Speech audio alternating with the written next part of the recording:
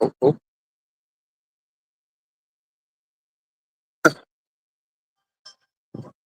How did this come outside? Like, how did you like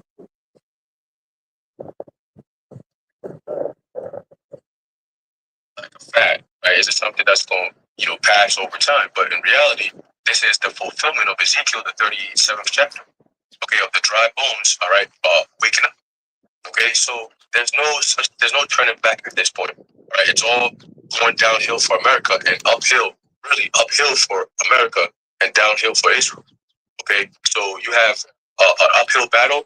That's America's fighting that uphill battle. And as a result, Israel and America go down at the same time. Okay, that missile, that destruction that comes, it hits both Israel and America. Okay, and that land is being cleansed right now. You got all kinds of, they don't want to report it, which is fine because prophecy is telling us everything we need to know. It's like I was actually thinking about it this morning, and I'm a pastor. Your brothers are back.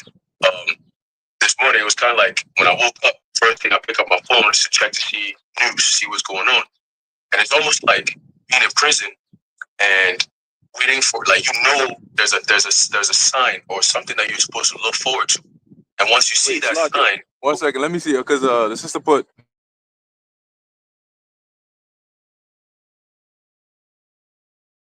Let it up his back. So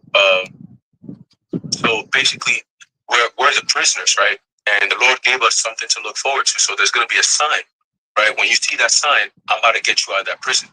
So every single morning we wake up, you go to the window. That's the first thing you do. You go to the window to check to see, is that sign there? Because we're the only ones who are expecting that sign. Everybody else, the sign will pass, and they're never going to catch it because they're not expecting it. Nobody told them that that's the sign to look forward to. So to them, it's just a random event that's happening, right? But for us, it's important signs. It's like, oh shit. So we're all excited. Every time we wake up, you open your window and you're checking to see. And now we're seeing those signs. So now everyone is in preparation. We're like, oh shit, the Lord is coming back to get us out of here. We don't know what time during the day, but he said when we see this, at any time, he could break us up out of here. So we're seeing all these prophecies, and that's how we're feeling about it. Every time you wake up, you check the window to see. You check the window to see. And today we're finally seeing those things coming to pass. All right? Yeah, probably got it. All right, beautiful. The water. But yeah, basically, just like along the lines of what you're saying, we're looking at those signs now. That's why the title is "Be on High Alert," because it's usually on the nice days when everything looks like it's all good, that sign suddenly goes down. And then people start scrambling, and it's like, yo, that's how they get caught off guard. A lot of people are in that state. See, they've lulled the people to sleep at this point. To where now, and you know that when they can come out and blatantly show you satanic things, blatantly lie to your face and do all of those, and people don't react in the way that normal people would. That's their sign that, yeah, these people they've become a product of what we want. Like in 1984, when they tortured the shit out of that dude until eventually he became a product of what they wanted, or at least he made it seem like it. But where we at? Yeah, go ahead. This is the book of Matthew 24:6, and it reads, "And you shall hear of wars and rumors of wars." So now he's giving them the signs, right? They say, okay, well, show us signs. What are going to be the signs? Like when you're driving to a certain location, you coming into New York, you'll see signs, right? You get to the GW Bridge, and you go and you see those green signs. When you crossing into New York, there's a little sign that says "Welcome to New York" or "Welcome to," whatever the case is over there. So we're looking at those signs now, right? He said wars and rumors of wars. Is that not what we're seeing? In fact, there's a war going on. Damn, shut up. Loud ass demon, man. Shit. There's a war going on, and then you got rumors of a larger war. Oh, he's wilding out. Rumors of a larger war that's about to take place, which is World War III. Yeah, of course it's gonna be one of them. So Yahushua said for us to look out for those things, and that's what we're doing. And that's why we're prophesying about it, letting you know that, look, this is what the Lord said is going to happen. It's happening now. And if you're not getting ready now, then you ain't there. I don't know what time you're going to get ready. Go ahead. "See that ye be not troubled, for all these things must come to pass, but the end is not yet." That's the key part right there, right? All these things must come to pass. That's why they're happening, but the end is not yet.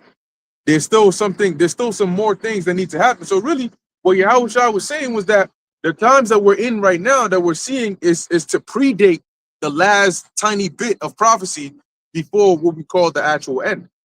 And how what culminates the end of this age? Thermonuclear destruction. So that's how we know that even though we're seeing wars and rumors of wars, this isn't going to lead to thermonuclear destruction next week. Okay? And it's not going to be next week because there's still some things that need to happen before the end, fully comes to pass. Go ahead. Things like the MOTB. And now you can see how this it's interesting because they went the route of World War III to lead you into the route of economic collapse. And that's why strategically, why didn't they go after Iran? Why didn't they go after Russia or Turkey or one of those countries first? Why didn't they go after Pakistan? They went after Iran because they know that, if you're trying to cause a global shock, think about it. Because that's what these elites do. They have think tanks, and they get into their little rooms. And I'm not talking about like the super rich. The super rich, they have their meetings, but their meetings are more on the high satanic level. They have people whose jobs it is to sit there and actually think and come up and brainstorm ideas on how can we further this next agenda. Well, what do we want to do? Oh, we want the people to do this. We want to do that. We want to do that. So what do we do? Well, we could do another, demic again. Oh, yeah, we tried that. But now word has got out and then we have to control the social media websites, but people are already too privy to that. So we got to do something else. Remember, these are actual people. They're still human beings, so they still have to reason and try to think, okay, how is this going to happen? It's not like they're everything just works at the push of a button. No, they still got to plan these things. So they have their little think tanks, and then they start to, okay, well, what if we did this? Then the new hire that came in last week, he comes in there, he says, well, I have an idea. He brings in the coffee. I have an idea. Why don't we do blah, blah, blah, blah, blah? Oh, yeah, no, that's a good one. Yeah. Oh, okay, and we can control this, and we can do the media here, and this, and that, and that. So guess what? Even those reporters that come in there and ask Trump those questions, a lot of them are also agents. They come in and they ask specific kinds of questions. And there are certain questions they will not ask. Okay? They will not ask that. Why wouldn't they ask that? Because they can't. So it's all orchestrated, but they knew, well, what is the side effect of going after Iran? They have access to the Strait of Hormuz. They have already said they're going to do this. So we can actually bait them, right? That's why in Albert Pike's letter, the talk is between the Islamic Arab world and political Zionism. So we can bait them knowing what they can do economically because they know, well, Iran ain't going to shoot nuclear missiles on us because they don't got nukes right now. But what they can do to hurt America won't hurt just America because America is intertwined with a lot of the global economy. So what they're going to do will hurt the global economy, which is what they want. Now they're already telling you, this is what, the third week going into the fourth, that you have refineries and plants that have been destroyed, that some are going to take, I think they said 3 to 5 years. Some, they said at the very least, for some of these plants, it's like 6 months based on the damage right now. Okay. But Iran, they said they're not stopping. And you got Netanyahu talking about, oh yeah, we're trying to put an end to this thing. And Trump talking about, yeah, we're going to bring an end to it soon. But Haran just mentioned, right, that you're going to go and ask for $200 billion for this war with Iran, but you're ready to end this war? How is $200 billion going to bring an end to this war? And then, they said just recently, Palantir, they said now the DHS and the military said, you know what, we're not dealing with Anthropic. Now they're going to Palantir. But we've been saying that. We've been saying that. So they're doing all this and it's systemic, but they're going to ever so slightly up the intensity. Okay? Because they know there's not an appetite for this war, but they still have to keep it going. Hey, another thing that I thought about, I think it was yesterday or the day before, which is you're going to start seeing the Iranians start to activate now because you notice this whole attack that happened, it happened during their month of Ramadan, which is where they do their fasting and so on and so forth.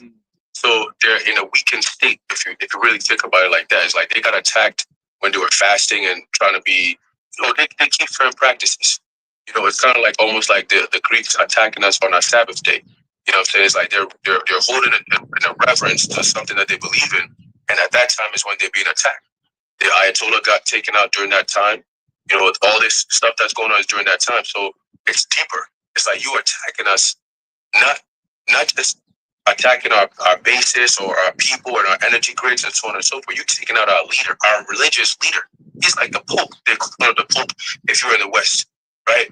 These people went and waged war against the Iranians. Let that sink in. A lot of Americans don't even understand that. The nature of Iranians, they don't stop, bro. Once they lock in, it's over with.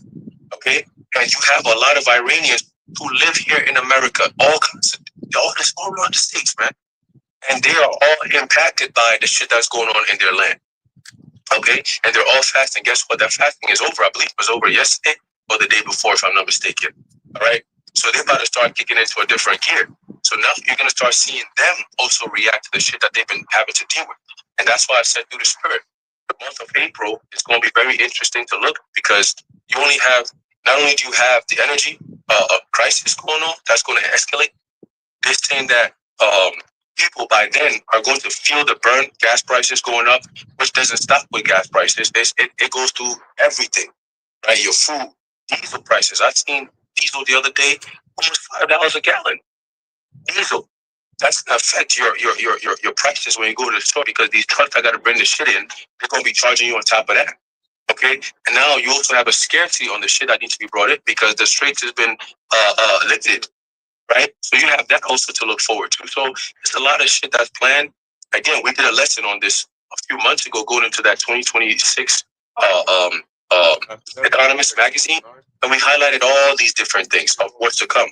And we highlighted energy crisis because it's part of their plans. Okay, so expect a lot more of uncomfortable times. Like Trump said, "Oh, it's a small price to pay." Nigga, really? It's a small price to pay? Who's gonna be paying that price? The American people. Okay, so it's all done by design. They want to bring in that CEO, but they have to collapse the system. That's what you're seeing happen. It's a global thing. It's a global thing. Okay, and these Iranians, they're gonna spark up because now it's time to go time. All right, everybody's got it. Yeah, there's been mentioned that Israel might blow up their what's it, Al-Aqsa mosque or something like that over there, which we know what that's going to do.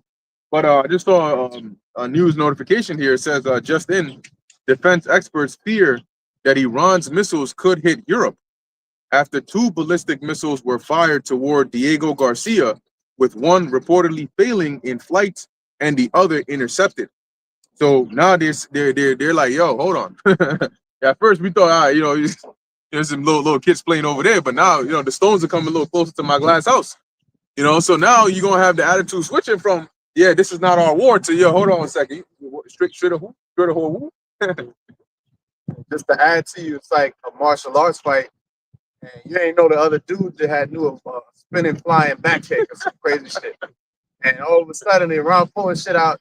Like, what the fuck? I didn't know y'all could do that. Because Diego Garcia, they thought that was untouched, But if they can get to there, then the range, it matches up. Where they can hit certain targets. They might be able to hit Ukraine. They might be able to hit other places. And then Russia and China come up in there and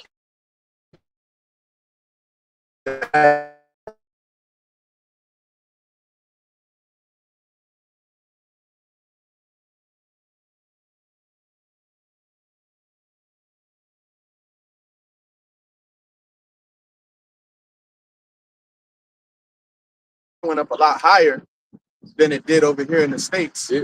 Because America has a lot of reserves and different things they can pull from, even though sooner or later, it's looking like sooner, it's going to affect here too. Yep. But the other UK and all them nations, Germany, they getting affected quicker. Yep. So they're like, damn, like you just throw us up under the bus. But what we're finding out is that, the money is not going to be able to deliver them. And I had a precept to match up with that. Ezekiel 7:19, they shall cast their silver in the streets, and their gold shall be removed. Their silver and their gold shall not be able to deliver them in the day of the wrath of Yahweh. They shall not satisfy their souls, neither fill their bowels, because it is the stumbling block of their iniquity.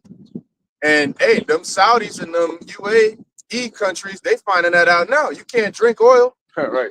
All right. So they hit one desalination plant, or desalination, however you say it, and that's it. Food insecurity. Them nations are falling apart because really they were fraudulently lifted up by the West to begin with. How you build an empire in the desert? Right. You know, that's like Las Vegas. And they talking about Las Vegas too, which is what known as the city of sin. All right. They talking about within a couple years, they're gonna run out of water. They're not gonna have a source of water. So all of this, you know, we always talk about polycrisis. This is it. You see it unfolding before your very eyes. And Americans are so stupid that they think because of, you know, money or different things like that, again, your silver and your gold won't be able to deliver you in that day. Worldly riches cannot deliver you in that day. And riches and things like that is based on a society that still functions. Right. There's still a system that's upholding that. Once everything falls apart, what does gold do for me? It has a value, but can I eat it? Can I, you know? Yeah, so I mean, technically, it is actually in certain foods. Like gold is a mineral that your body uses, but a gold bar in a famine, I'm not looking at that like, all right, I'm gonna put this and roast it. Right. You know, you worried about actual resources, and when that day comes, which we see it rapidly approaching, there's gonna be famines, and they hit Qatar's liquid natural gas, and I believe that's tied to fertilizers and different things that they use, nitrogen, urea, something like that, right? And without that, it's going to be very difficult for a lot of those nearby nations and extend into America to have these crop yields that they need to feed all these billions of people. So what's going to happen then? And that's when people are going to feel it, because as of right now, things is kind of still going on. Yeah, the gas price went up a bit, but people don't really feel it yet. So, hey, man, a couple more events happen and they really keep doing these energy strikes back and forth. That's the escalation. The ladder of escalation is going up, and it's increasing rapidly. It's only been 2-3 weeks of this. We're not even a month in, and every week is some new crazy, devastating shit happens, some new catastrophe. Yeah, government shutdown is causing TSA workers at the airports to go on strike, and it's causing a backup in flights, canceling flights, delayed flights, and it could also relate to FedEx, you know, like planes getting their products out as far as goods and services is concerned, and that's causing a part of the events that's happening to bring about, you know, collapse of the economy. So yeah, that government shutdown is causing people to lose jobs, and in turn, when you lose jobs, you lose services. So, events happen. Yeah, just a quick. I had a question about that actually, because I have a friend on the PlayStation that he works with TSA, and I haven't seen him on for months now. And so I had a question about how long has that been going? It's going on for like 2 or 3 months now. I'm not even sure. I think, yeah, the I know they partial not government getting shutdown's been there for a minute. They're not getting paid, so they're not going to work. Yeah, he was still going to work. He told me about that, and he told me one of the things that he didn't like about that is essentially, yeah, they're saying that you're gonna get all that money back, but the taxes on all that. So that's what I'm thinking about. Is Back like pay, yeah. all that back pay. Yeah, it may look nice, but all that taxes that's gonna have to come back. And then it's not just you; it's like a whole bunch of people. So what if some people actually don't get their money? What if some people mess it up or something like that? So that's what I was asking that, because like, let's say it is 2 months, or if it goes on for longer, that's a lot of taxes they got to take out. They're not going to just give you all that money. Then on top of that, they may mess up some people's pay. You may not get the full amount. Some people may get gypped or whatever. So I mean, but it's all on purpose. Shutdown ends. What if it don't end? Yeah, They don't get paid.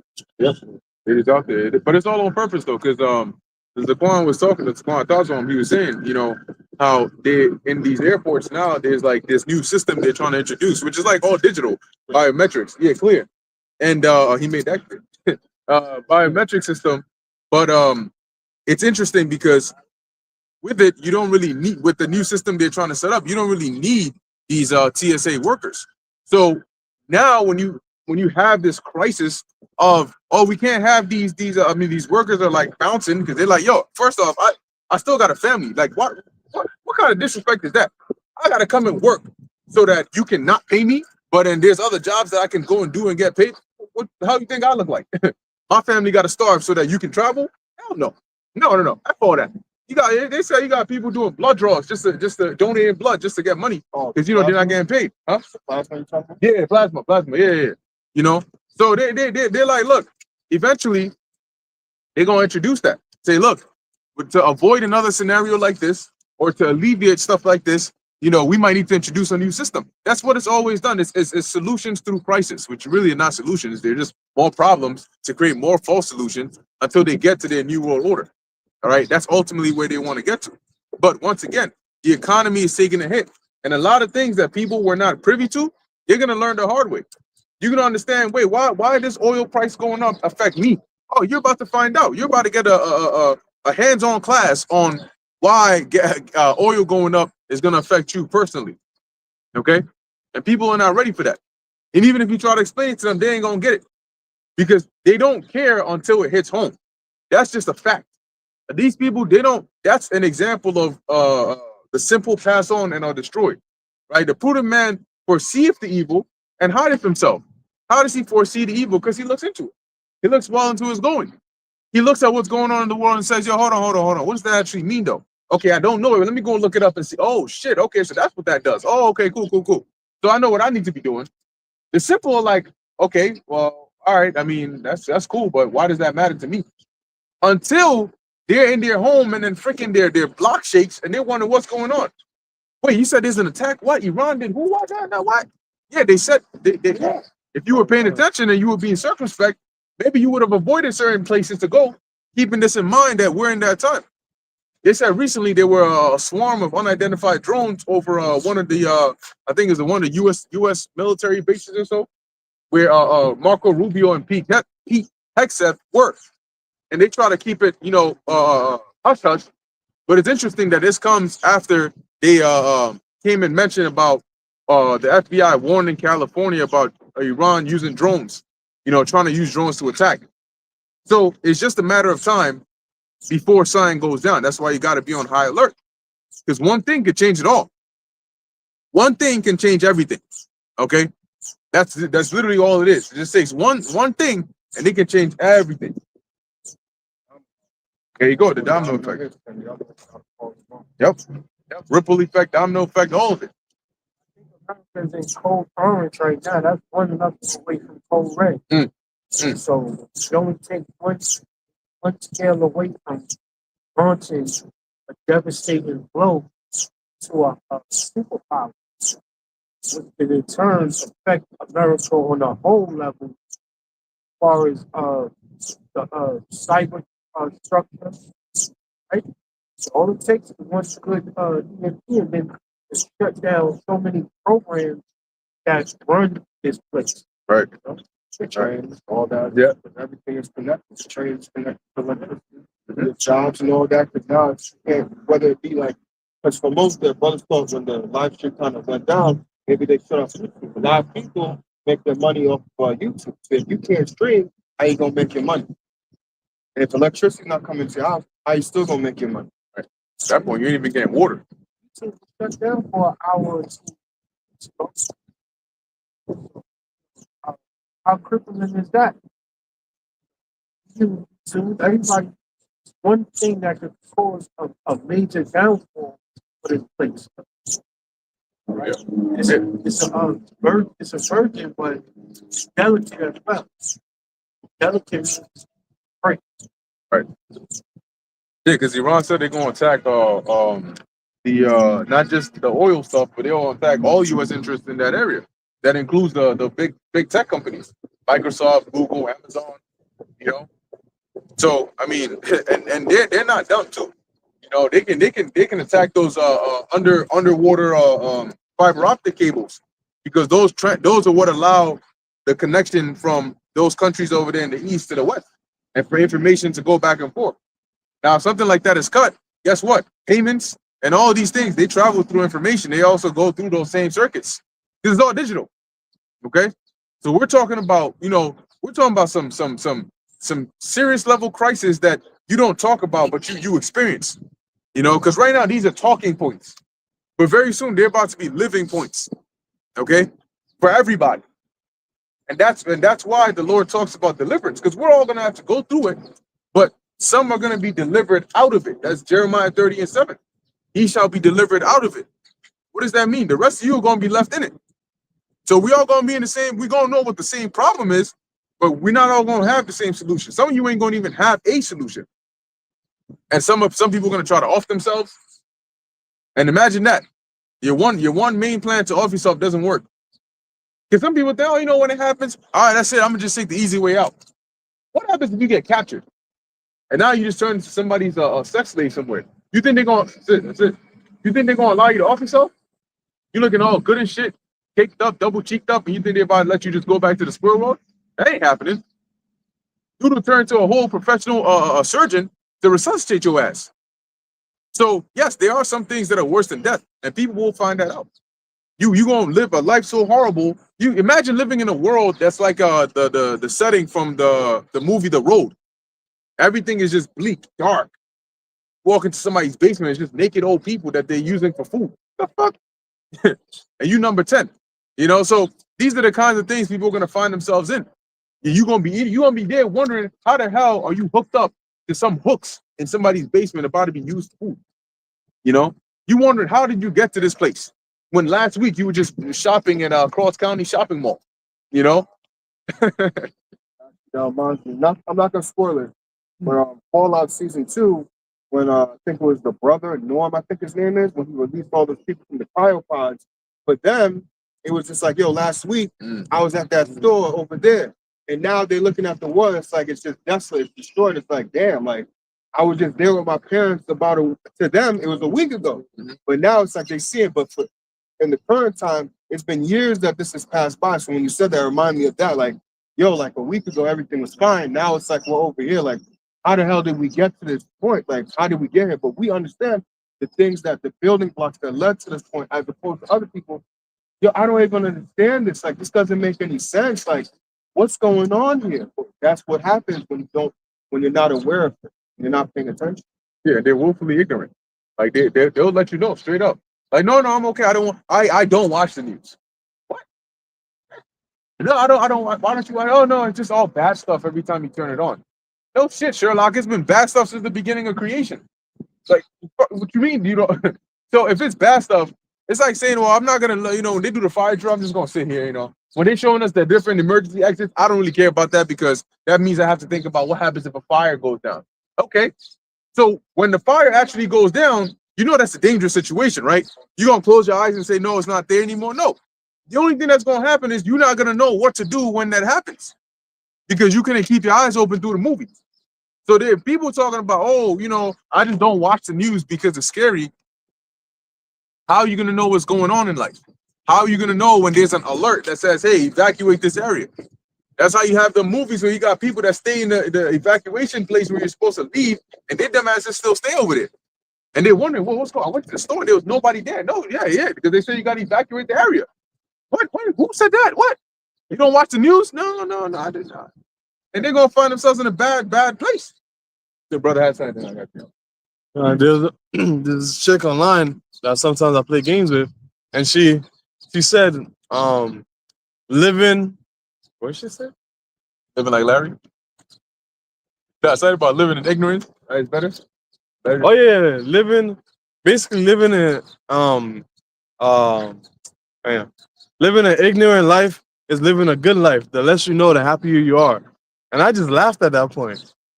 And then she was like, what? You don't have to worry about anything. I was just, oh shit, all right. Shit. I worry about reality when it hits.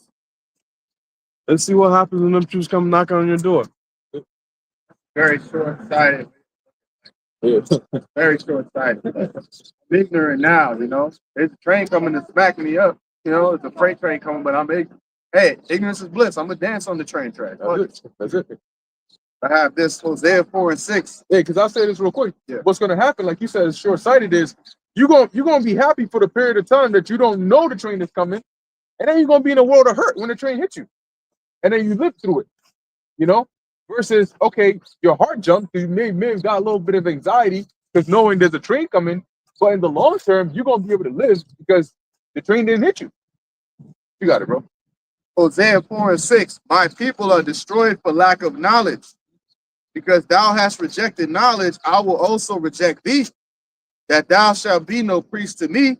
Seeing thou hast forgotten the law of thy God, I will also forget thy children. Yeah, so they perish for a lack of knowledge, man. No, ignorance is better to a lot of people.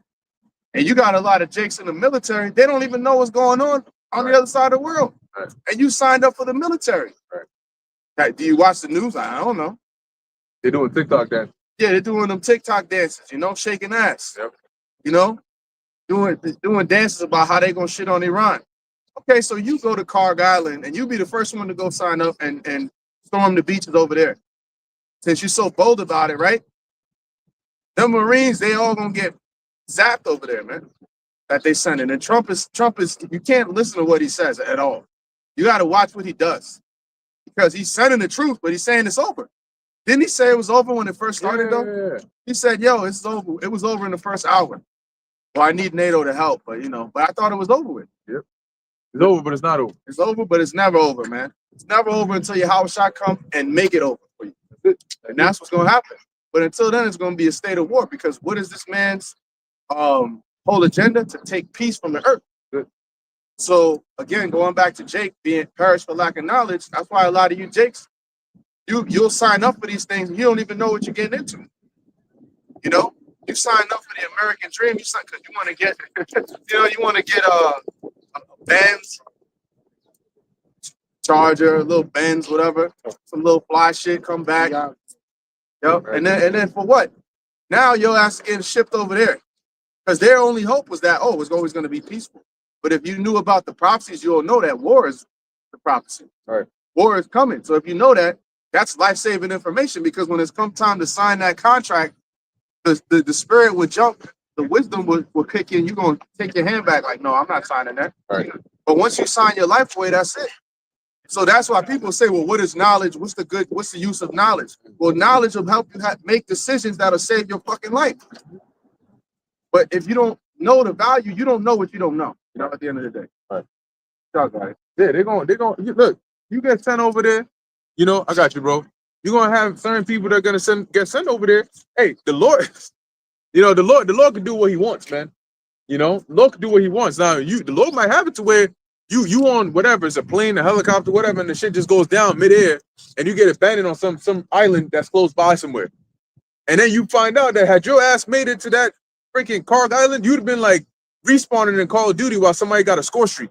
And the second you land, bam, so you're not respawning again. You just landed and there's a whole nuke coming down. What the fuck? You know what I'm saying? Yeah, spawn camping. That's what Iran gonna be doing. A drone is gonna be waiting for you right there. The second you step out that, bam, okay, get back in there. You go open your eyes, you in the squirrel world. Go have your house shot with his hand on your shoulder like that. It's all right, buddy. Better luck next time. You the 20 of fun so far. You just sit there and wait for the rest. You got it, bro. Hey, Khan, that's so crazy that I'm not your testimony is insane because it's just another testimony of just how Americans really think, and that's why this place gonna have to get destroyed, man. There's no other way around it. Scriptures literally say this. There's a book of Ecclesiasticus or Sirach, chapter 5, verse 15. It says, "Be not ignorant of anything in a great matter or small." Literally, that's what it says. Don't be ignorant of anything. You have to at least have an idea of something. Being ignorant means you lack wisdom and understanding or knowledge, or you're just unaware. And that's the current state of Americans, especially the women. There's literally in Isaiah 32, it says, "Rise up, you women that are at ease." Being at ease is synonymous with being unawares.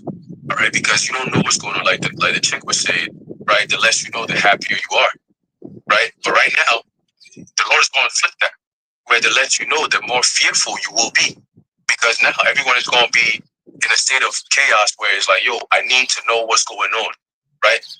Just a few months ago, you were in a state of bliss where, I don't want to know what's going on. I'm happy about that. Soon, you not know what's going on is going to be to your detriment, where you're going to be like, what the hell's actually going on? I got a quick one. Another one here. It says, in the book of Wisdom of Solomon, chapter 12, verse 10, it says, "But executing thy judgments upon them little by little," right? As it says, it's going to be upon them as a woman that travaileth, right? Little by little, meaning step by step. And every single step after the previous one, it gets worse and worse and worse, right? So it says, but executing thy judgments upon them by little and little, thou gavest them place of repentance. Okay? So I believe in 2nd Ezra, the 9th chapter, it says that though there was a place of repentance given unto them, they still were going back to doing their folly. Right? They didn't even turn back to the Holy One and say, "Oh Lord, at least we're going to take advantage of this." Look at the videos niggas is doing on YouTube. Right? TikTok, whatever platform that they have ability to be on, they spread their folly over there. And folly is something the Lord greatly hates. He literally said, "Put people to death to take away folly from Israel." Literally. Okay? When a woman played the whore, she get put to death because of that. When a nigga did something you weren't supposed to do, you get put to death because of that. Why? The Lord says, "So you brought evil out of Israel and folly out of Israel." So niggas be glorying in folly, doing videos showing your folly, thinking that, oh, it's just gonna be, oh, this is a done deal. No, you're on the TTID, nigga. You're being tagged, tracked, and identified, nigga. Your folly is going to lead to your death. When the IDF niggas show up at your door, knocking on your door, saying, "Yo, what's up with all that videos you was doing?" See how the Lord can flip things? It says here, not being ignorant that they were a naughty generation, and this is that same generation, that wicked, adulterous generation. This is it. Okay? It says that they were a naughty generation, and that their malice was bred in them, and that their cogitation would never be changed. Cogitation means state of mind. Okay? So somebody who's in that ignorant mindset, it's not until adversity hits them, it's not until calamity hits them in the face, then they're gonna wake up and be like, "Oh shit." But at that point, it's too late, right? It's like not knowing how to swim, and then you're on ship, fall knocked out, and everybody's screaming, "Yo, wake up! We gotta get on the lifeboats." And then your ass is still knocked out, chilling. You got the music mad high. You know what I'm saying? You're probably drunk, passed out. You're gone. You out of there, right? You making merry. Well, you got all this destruction coming. Shall we then make mirth? Yeah, these niggas making mirth, rising up to the plate. Guess what? The wind picks up. The ship do its thing. Your ass is tossed over, and now boom, you roll from your bed. Somehow, the Lord have you roll from your bed, roll through the hallways, roll through some window somewhere where you're still knocked out, and end up in the ocean somewhere. Then you wake up. Yeah, you wake up, and now you can't swim. There's no lifeboats, and the boat, all the people that are on the ship, they just keep going, and you're just stuck there, and you're seeing that. You know, when a ship passes, the water trail that it makes is all white, and then eventually becomes the regular color of the water. That's where you're at right now. You're like, "But what the fuck?" And then you come right back up, and then you're just like, "This is such a wake up call, like a shock to the system. I don't think I'm gonna make it," because you're literally not gonna make it. You're in the middle of the ocean. What ocean? You don't even know, right? So that's the state that these people are in right now. And now you question all the things that you did. Oh my God, my life is flashing before me, right? It's forward, and you're screaming, and the ship is still going. And the people who are on the ship probably can see you, but they ain't nobody going to jump in the ocean to try to save your ass, right? So that's the state that a lot of people are going to find themselves in. Family members, friends, it's going to feel like you're alone, and your woman card in society that you can always pull no longer is working. You can't even find that card in your wallet. You're like, "Oh my God, my last one. Wait, what the fuck did it go?" You see, desperation is going to set in, and when desperation sets in for women, what do? They look for a man. The nearest man around. He could be a nerdy ass nigga with a glasses like mine, you know, and a suit and tie or a bow tie, and a nerdy ass nigga, right? And guess what? The women are gonna gravitate towards him because at least he's a man. You see what I'm saying? So how much more a man of the Lord who knows what's going on, who's actually prepared and equipped to handle the things that's coming? That the average man would die if he was to see these things coming, right? How much more?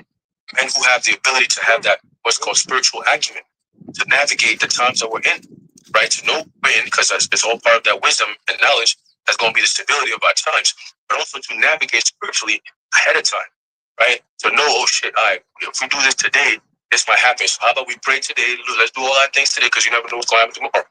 Meanwhile, everybody's going out there tomorrow. We're doing everything today because we're preparing. We see what's going on. You see, I got one last one, and then I'll pass it. All right, this is the book of 1 Thessalonians chapter 4, verse 13. It says, "But I would not have you be ignorant," or that same word, "brethren, concerning them which are asleep." Okay? These people are actually spiritually and physically asleep. All right? Because you can't be in a state where war is going on, things are happening in your country that's affecting you. You go to the gas pump right now, you're affected by the things that's going on around the world. And you're still telling me that, you know, the less you know, the happier you are. Like how? Like what kind of creatures are these? You know? It says that ye sorrow not, even as others which have no hope. Right? Why are we not sorrowing? Because Revelation 12:12 says, "Rejoice," right? "Rejoice, ye heavens, and ye that dwell in them." right? We are in the spirit of rejoicing because we see the things that's happening and what that means in terms of our salvation. Romans 13:11. All right, for our salvation is nearer than when we believe. That's what we're thinking about. When we see all these things come, we're not thinking about, oh, America's going to be destroyed. Oh my God, what are we going to do? Nah, we're thinking, okay, that means the Lord is that much closer. Like finally, you know, and the time from now to the Lord's return is shorter than how much time we spent in this truth waiting for this time, right? So we know it's going to, it's exciting. So hearing people talk this shit is also confirming that we are in the right spirit, okay? Yeah, brother Scotty. Come back to Matthew. This is the book of Matthew, chapter 24:7, and it reads, "For nation shall rise against nation, and kingdom against kingdom." We're seeing that. All right, go ahead. And that's basically what you have here with this divide. And this divide is growing ever so greatly, you know, with on many levels, right? On the political side, Democrats, Republicans, but even on like actual nationalistic levels, you know, people looking at Amalekites, you know, all crazy sideways. People looking at Ishmaelites all crazy and sideways. People looking at Edomites all crazy. You know what I'm saying? It's all division everywhere. Okay, but this country is divided for sure. Go ahead. "And there shall be famines and pestilences and earthquakes in diverse places." And that's going on right now as we speak. Okay, but it's coupled with all these other signs that the Lord said. That's what makes it different than past times when, yeah, they've been earthquakes, yeah, they've been famines and so on, but it hasn't been coupled with the events that the Lord has said would happen that we're seeing now. Has there always been this level of tension and war between Iran and the U.S.? You know, has it been to this level where now they're worried about a nuclear war? Okay, then. Go ahead. "All these are the beginning of sorrows." Beginning of sorrows. Yeah. If you that child that starts crying the second your pops grabs the belt, what you gonna do when he starts laying them whips on you? You know, your back, your legs. What are you gonna do then? Some of these, I haven't even. You know, you take the belt out.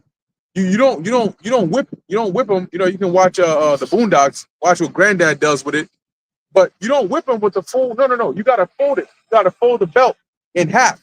So you grab here, and then when you go like that, it does a little pop, so that you know you it's like you're getting the engine revved up. Pop, pop. You know, get the tears flowing and shit, so they know what's about to happen. See, the lesson is more valuable once they anticipate the pain. You know, so even if you touch them a little bit, it hurts even more. So you got pop, pop. All right, let's go. Come here. You know, you know. So the point is, if dealing with what we're talking about over here, if the second you hear pop, pop, you already crying, then bro, I didn't even lay one lash on you. You got 40 save one. You know, so get ready for that. And that's what's happening. That's why this is called the beginning of sorrows. You know, your heart is already jumping when you hear the keys coming. Oh shit! You know, dad's home now. Okay. You know, your mom told you, yeah, you go sit in your room and wait for your father. Oh shit!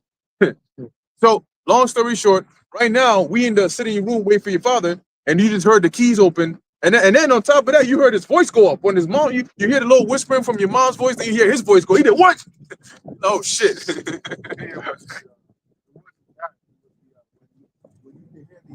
Belt buckle. Start hitting the little shit jingling together because you know the long piece, and then you got once you start hitting that, you get closer. Start gearing up like, hold on, wait a minute. I'm preparing already before the hits come. Yep, and that's a good point right there, because that's what's happening right now. You hear the buckling, and then you see the doorknob. You lock the door, but you see the doorknob. You know. Oh yeah. You cook, and that's where we at right now. So you got some people that have some common sense, and they already know what's going on. But you got the rest that they're just completely oblivious. Matter of fact, they sleeping. You know, they sleeping face down, ass up, horse. You know, you like, okay, that's you getting your ass beat anyway, whether you were sleeping or you were awake. And that's what the Lord is getting ready to do. Okay, he's getting ready to whoop these bad children's ass. Okay, he's gonna beat you with the belt, then he's gonna bring the cane. But this time, the scriptures tell you that the sword is being sharpened. This ain't. See. What I described is punishment, but the Lord punishes in measure. This time, the Lord said He's punishing the wicked unto destruction. And guess what? The wicked of our people are part of that number that's going to be destroyed. So now you've gone from the scene of the belt buckle to now the sword actually being sharpened, you know, by some dangerous slayer, as the scriptures say, to give into the hand of the slayer. No, hold on. A slayer can kill you without a sword, and then you're gonna give him a weapon. That's like giving Thor his hammer. What do you think is gonna happen at that point? Or letting freaking Bruce Banner transform, or letting Iron Man get his suit on? What do you think is gonna happen at that point? So that's what the Lord is doing. Right now, He just gave Esau his hammer. And He's about to show you why he was called that one last time, why he was called the hammer of the earth. You know, He about to use his ultimate power up on your ass, and then you're gonna find out, damn, this guy is I see why he was created to be the wicked. Because people ain't seen wickedness yet. Add to you. Isaiah 10:5. O Assyrian, the rod of mine anger, and the staff of their hand is mine indignation. Yep. So the rod of mine anger. And this is talking about the modern day Assyrian, right? Which is Esau, Edom. So they are the Lord is using them, which is another precept that talks about they are the Lord's sword. So the Lord is using them as the rod. Now in the ancient world, you used a rod. Okay, it wasn't no belt. You used a rod, and then the rod obviously wasn't like, you know, some big ass tree trunk and shit. You're not trying to kill the child, but the scriptures say you're not supposed to spoil your child. Yeah. You got to beat their ass, all right? When they go off, you got to correct them, put it politically correct, you know, for Esau gets his panties in a bunch. But you got to be, you know, that's the scripture talk about that discipline. Except this time, the Lord is not trying to discipline you for your repentance. He's coming to punish you onto destruction. This is judgment. This isn't punishment in measure. This is judgment. So yes, expect it to get as worse as you can imagine, and then some. Expect it to get painful, and then even more painful. Because that's what the scripture says is going to happen.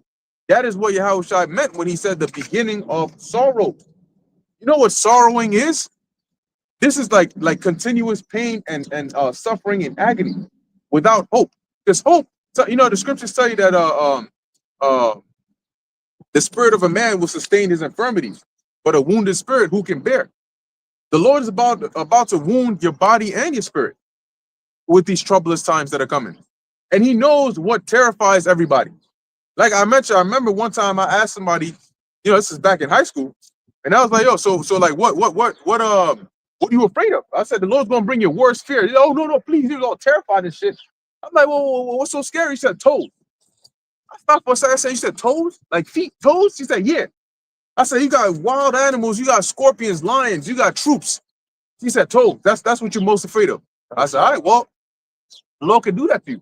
He can have you get caught by some psychotic Edomite, and his fetish is just smothering his toes in your face and shit. You know, here it is, your hands and feet are tied, and this nigga could take, you know, in SpongeBob when they take off the long, sweaty gym socks, he got the crusty ass toenails and shit, and the nigga just like what's this guy's name from wrestling? McFoley. The nigga always pull out that dirty ass sock and freaking put it in your mouth and shit. So you got some real sick people in this world. Oh, Mr. Sucko. Yeah, Mr. Sucko. Yep. Sacco. Not that Sucko. Yeah, Sacco. But they're gonna be doing that too. You know, they're gonna get it ready because you do have some sick Edomites. Yo, I actually saw that in I was watching The Boys, and there was a scene. Spoiler alert! There was a scene where this kid, he's like he regenerates, his body regenerates, and he had this little side gig where he had this Edomite dude came up in there. I'm wondering like what kind of weird shit this nigga about to do because he look all excited and shit. Can I really? So basically, what he was doing was they would pay him, and then he would just let him like cut off a body part or something like that. And you have the Edomite. He grabs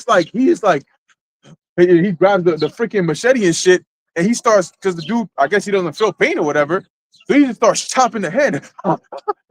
Wow, that was like he just got some fresh piece of ass or some shit. I'm like, yo, you know, yeah, then the girl blackmailed him with that to get the what is this B? The B compound B Motel room. Yeah, in the motel room. The dude. Starlight when it caught that. Second season. I think second or first. Yeah. Either one. Long story short, it showed you, and just like that in the Purge, I think it was in one of the movies, you had those Edomites who they paid people to come and you can sacrifice yourself. And there was one of those, I think it was in the movie or the TV show, where you had it was an old man who went and basically sacrificed himself so he could get a lot of money for his daughters. Yeah, it was in the movie. Okay. So he goes up in there, and then he's sitting there, and you got all these Edomites, like a rich Edomite family, and they got the mask on, and they're just so pleased because they can let out all this rage and whatnot. And he was a Jake old guy, you know, and they're like, yeah, we're like we can. It's what they call bloodthirsty. Yeah, that was the visual. Yeah, bloodlust. So you have people that are in this world today that are sick like that, you know, and the Lord is going to put some of you at their mercy, and you're going to be hoping for deliverance, but you're not getting a happy ever after. This story doesn't end happily for a lot of people. So once this thing goes down, you think ignorance is bliss? You about to find out the consequence or the side effects of that ignorance, the side effects of disobeying Yahweh Ba'ashem Yahweh Shai, of not being prudent, of not looking well into your going, of doing whatever the hell you wanted to do. So now he can do whatever the hell he wants to do. I mean, he could always do that, but I mean, tit for tat, right? You did what you wanted to do.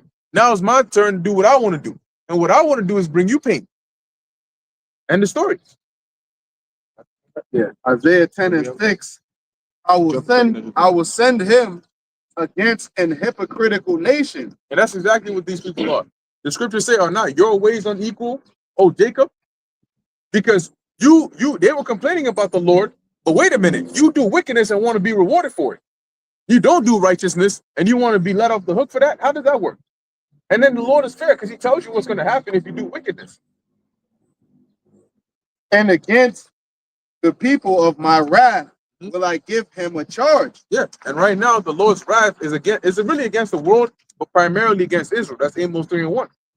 Okay, only you have I known of all the families of the earth. So the Lord, he's sending right now, he's preparing all these things that Esau is doing. The Lord is the one orchestrating it. And you know, when the Lord orchestrates something, he never misses. So he got a lot of you trapped in this hellhole. And he's about to have Esau unleash his NWO, and it's going to cause a lot of death. That's one of the main. They destroyed those Georgia Guidestones, but on there it talks about population reduction. To take the spoil and to take the prey and to tread them down like the mire of the streets. And guess what? In times of trouble, women are considered spoiled. Okay, you're considered prey. You always talk, don't objectify me. That's exactly what you become in the time of chaos. That's exactly what you become in the time of chaos. They look at you as like, just like they just saw a brand new car, you know, or some new pair of sneakers. They say they see some fine shit. It's like that's booty. That's spoiled.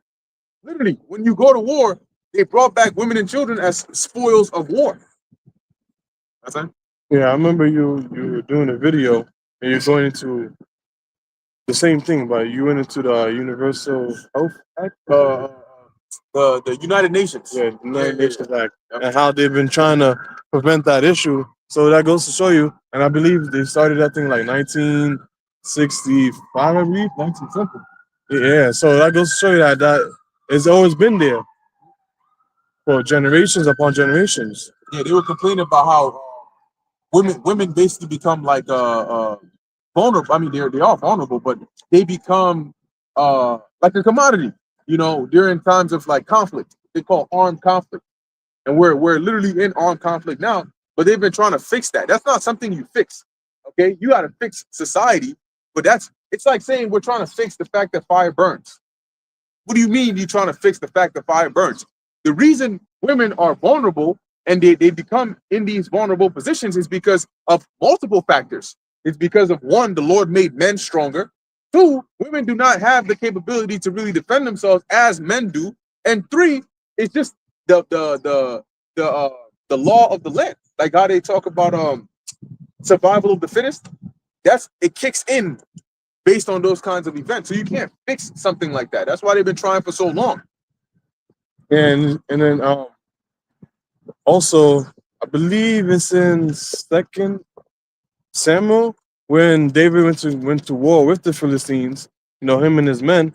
You know, the Amalekites saw that that Ziklag was unguarded, so you know they came and got the women and children. Yeah, they took them, and that's Amalek. Dirty old Amalek. So you can see why the men wanted to stone David at that point, but they didn't. You know, but yeah, just going back to your point, man. That's what's getting ready to happen now. In the thumbnail I used for that video was a short movie. You know, they make them short movies, and in there you had this chick. I guess she ran away or whatever, her boyfriend and whatnot, and her dumbass. They're driving through. You know, when you're driving through, there's certain states where there's a lot of like it's like mountainous and there's just forest and shit.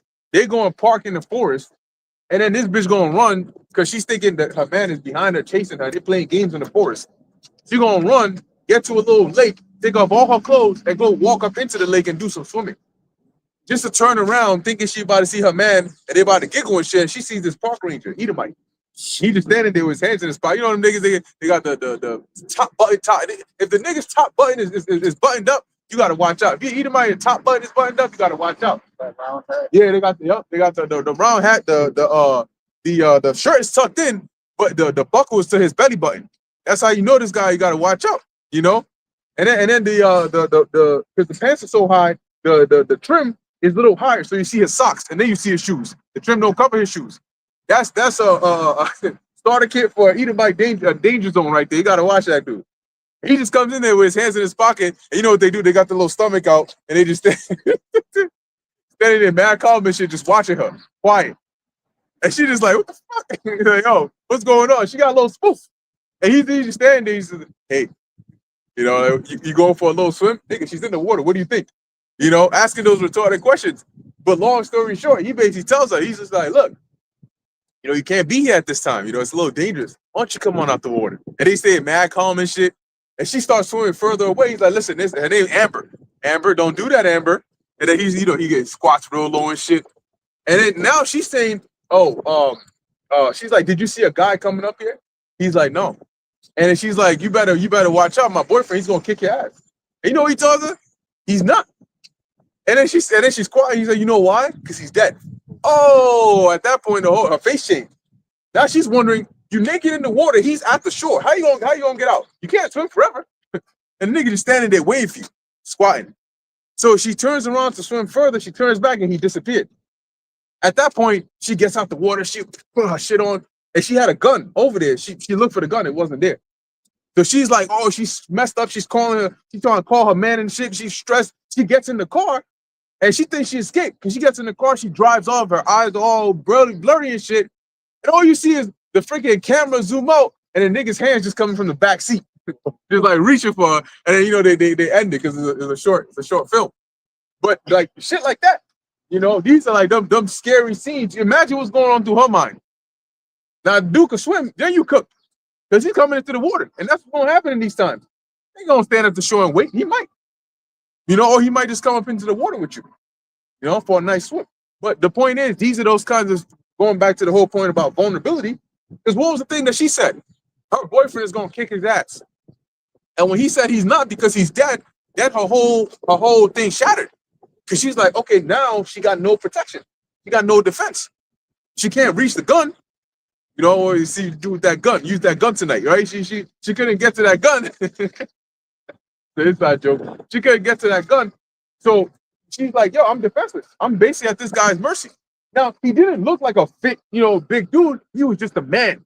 That's the thing. He was just a man. You got a lot of women that are afraid of men just because they're men. All different shapes and sizes. Dude could be a whole dwarf, you know? But he's a man. So now all of a sudden, there's the fear. So in that time, they're going to realize you need a man to protect you. Yes. And a lot of them, you're going to talk about the, we choose the bear over them. You're going to have the bear. You know, we remember that. We remember all that. Where we at? Did you start? Yeah. Isaiah 10:7. Howbeit, he meaneth not so, neither does his heart think so, but it is in his heart to destroy and cut off nations, not a few. Mm-hmm. And that's why they're going to bring a lot of great destruction. Remember, we're not talking about a crisis on the world is used to when 9/11 happened, there was there was a certain vicinity. And look at all the ripple effect and the damage that caused. They're now looking and they're saying, yo, people are not going to fall for one event over here. And they tested the waters. They had the whole the two Muslim guys that threw the homemade, supposed to be an explosive device, but it didn't go off downtown. Then they had the shooting at the mosque over there. I forgot the state that it was in. But what they're seeing is the second you do it, just as quickly as you do it, people are already on it. Oh, that's a false event. Oh, no, they did this. Oh, no, that doesn't add up. Oh, they're trying to do this. So now they're like, look, they already onto us. So we got to do something big. We have to do something real major. Something so major that it doesn't matter if you know it's fake or not. If they blow up freaking one thing over here, this state, that state, this state, and as you're trying to respond, half the grid goes off. Now your cell's not working, your signal. They show you that in the gray state, the trailer. You know, when the guy's talking to, or the chick sees something on the news, she calls her man an event, and then all of a sudden the phone signal cuts off. Now, when you do something like that and you throw people's minds off it, because that's what they do. It's one event, and the second you go to turn, boom, something else over here. And then you're going to go check the news, and boom, this shit not working. So now you just got attacked, and there's no communication. There's none of that. Mm-hmm. Yep. I was going to add that's actually in the FEMA executive orders. In the state of a national emergency or anything happens like that, they have the ability to seize all form of telecommunication media. So your social media, your actual mainstream media, the radio, TikTok, whatever, everything's going to be shut down, all in the name of national security. So just get ready for that. All right, yeah, brother Scott. Jump onto that. It's the book of Second Ezra, chapter 9 and 1. See, what you're going to find out is the greatest stability doesn't come with the weapons you own and the food that you got stored up or even a bug out bag. The greatest stability comes with mind. Okay, it comes with what you got in here, Isaiah 33:6. When you watch the book of Eli, he was calm. Why? Because he had the truth. He had the answers. And when the chick saw that, she wanted to go with him. And you started, he wasn't pressed for her. You know, he's not like, oh, yeah, you know what? Oh, shit, you got, no, look, man, I'm going my way. The same thing they showed you in the movie Bushwick. When the chick was about to get assaulted and the janitor came in there and he basically messed him up. He messed him up and then he just kept going. He was preparing to go where he got to go. She's like, yo, wait, where are you going? Because he was alert. You know, he was listening to the radio. He's like, okay, this is what's going on. Okay, I got to go here. So he's packing up his stuff to go. She's like, wait, you can't just leave me here. Well, I don't know you and you're not my responsibility. So I'm going. And then she tagged along, basically trailing behind him, like, wait, okay, well, I don't know where to go. I need to, you look like you're going, let me follow you.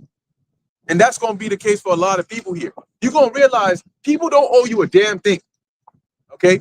Today, people act all entitled, like, oh, my car broke down. Somebody's supposed to stop and help me. You know? Then they'll go on TikTok and cry in their car and say, well, nobody stopped to help me when my car broke down. Nobody cares. Why does somebody have to? And then the interesting thing is, you sat there, you turned on the camera, and then you began to cry. You know? So were you really that hurt if you had the time? That's the first thing you did? All hell broke loose, and the first thing you did was to go on social media and cry to the public. They didn't even call 911. So you're going to find out that people don't owe you a damn thing. You could be starving, you could be shot and bleeding out. All hell breaking loose, and they're just going to come back. Somebody might run past you, stop, and then come back to you. And you think it's, oh, yes, please. They saw something valuable in you. And they might just pick your pockets. All right, cool. And then keep on running off. You see that shit? I got you. See that shit all the time. Even in that game, no, the other one, the one that came out, Arc Raiders. I'm playing that shit. I'm thinking, all right, bro, we both fighting the damn drone. The nigga just there. I'm fighting the drone. He's just there in the cut, watching me. They're watching the drone, watching me, watching the drone. And the second I go down, I bet kills the drone, comes to me, jogs around a bit. And I'm thinking, all right, revive me, because nigga, right? Bam! You know what I'm saying? Knocks me out and steals my shit. I'm like, this nigga here. So that they show you already, this is the mindset people are in. You'd be surprised how selfish people are. They don't give a damn about you. And when you're in a time of need, it's like great need, people somehow think that somebody else has to help them. They're not going to jump in. They're going to watch you and they're going to keep it pushing. Somebody might try to jump in because they see a woman getting assaulted. Then the nigga pull out the hammer, right? He gonna pull out the gun, and you going to back off. all right, got it. I'm out of here. Because in that time, their mindset is, okay, I have a family that I have to take care of. I have to prioritize them. So I'm sorry, but you might need to lose your family so my family can live. What are you gonna do then? Anyway, what we had, man, I was gonna say, so yeah, because me and Ron was talking about like yesterday. Woman in the building that one time she was, I guess she was having this, I guess a guy she was messing with. I was in there, she was screaming, neighbors, neighbors, help. You know, 'cause I already knew, but my fault. I'm pretty sure I wasn't the only one that was hearing that. There was other people that was hearing that as well. My mother always, when I see what's going on, who you open the door for? Don't do that because next thing you know, whatever issue she had, it's now like Aaron told me, you inviting it, you bring it over here now. Now, whatever she has issue with, he gonna see us. So, oh, you helping them. So next time there's an issue or whatever, or you open the door, hey, don't open that fucking door. Or so, or he may come over here because you're inviting shit over here. Not everybody's to be helped like that. Actually, I'm gonna tell y'all something. Maybe y'all brothers know, but Aharon didn't know it. If you have like the CPR certificate, you know how to do CPR and all that. You may think, right, or some people commonly think that, oh, if you do that, like let's say someone's choking or whatever, and, you know, you do compressions, all that. I always say I ain't doing that shit. I'm not putting my mouth on nobody. But if you do the compressions and all that, you would think, oh, I'm saving the person's life, that they're gonna be fine. Don't do that shit because number one, you're not required by law to do that. If anybody was to ever force you to sit there, like I'll give you the example I gave her. Let's say I know CPR, which I pretty much do, and you'd be like, "Yo, sound him out. Person's choking, you'll help him out." You can't force me and say help him out. I can't. I don't have to do that. Right. But some people think being a good Samaritan, I should do that. That's where you get fucked up. I learned this about 2 months ago, sometime last year. Oh yeah, it was sometime last year, not 2 months ago. The dude was saying that you should not do that. The reason why is because you could actually get sued. You could get them for money because now, let's say the person being there choking or whatever, and you with compressions or whatever, you don't know if the compression could actually damage the person's rib cage. So when you do that, the person can take you to court and say, "Yo, I can't go to work. My chest hurt and things like that and all that. So now, I can't even go to work now because I was just." He literally said it. I was just laying there dying. And this guy came over here and saved my life. Yeah, and then now my chest hurt and all that. So now I can't. But you thinking, yo, I know CPR, I could save someone's life. Don't do that. He even told me the story. He said a family member took another, took him to court for $500,000. Yeah.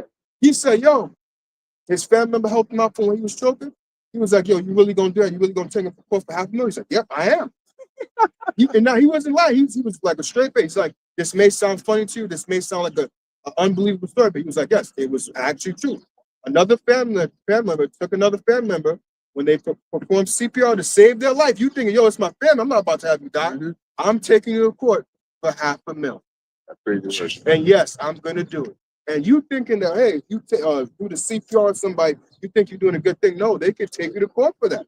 And then you say, my chest, I was just here dying, and he came and saved my life. Oh, the reason what spawned that is I seen something on my laptop where I had it playing on the side, and there was a woman, she had some stuff in her hand. She had high heels on. She was going down the stairs, and she was about to fall flat on her face.